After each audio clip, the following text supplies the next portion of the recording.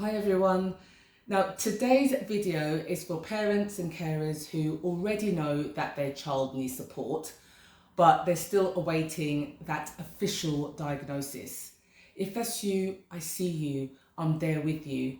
And I want to talk about the emotional roller coaster, the guilt, the shame, the denial, and all the things that we always don't admit out loud.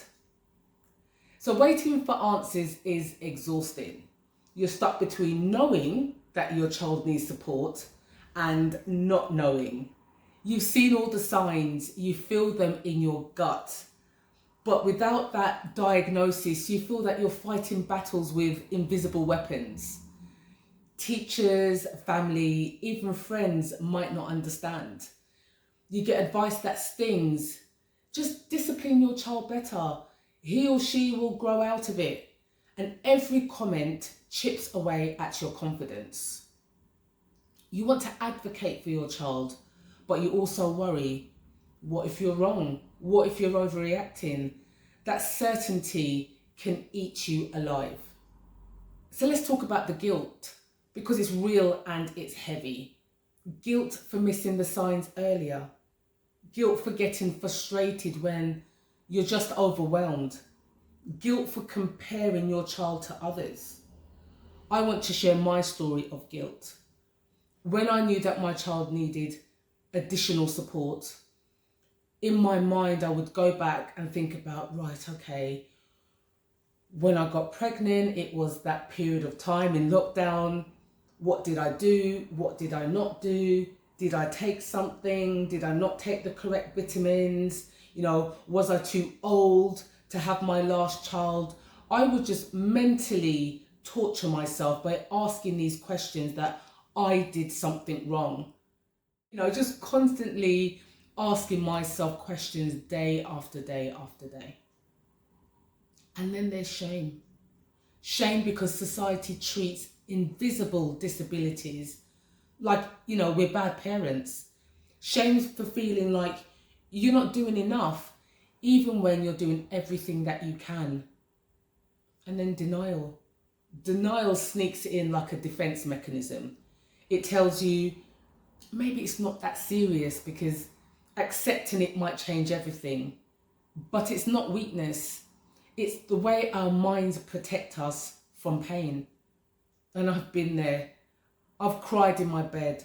I've shut down at various meetings. I've questioned my own instincts. And I know this story isn't just mine. Here's what I want you to know. You're not broken. Your child's not broken. You're both navigating something tender and incredibly human. Diagnosis doesn't equal defeat. It's a tool, a key, a way to unlock the support your child deserves. It's not a judgment, it's direction. While you're waiting, we still have to parent, don't we? We're still loving our child fiercely. We're collecting evidence, we're advocating, we're adapting, and that's really, really powerful. And you don't need permission to feel all the feelings while doing it. Cry, yell, breathe, and then try that all over again. Your feelings aren't just valid, they're sacred.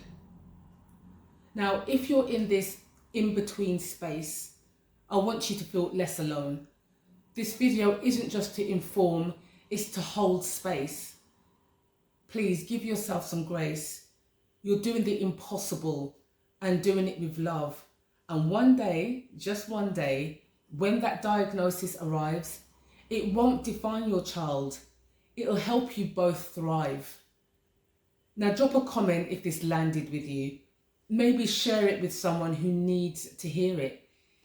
And also, if you're building this path brick by brick, know that I'm walking alongside you. Please like, subscribe, and stick around. There's loads more support and stories coming your way. If you're ready to shift from being overwhelmed to having clarity, I guide parents through this with compassion and practical strategies.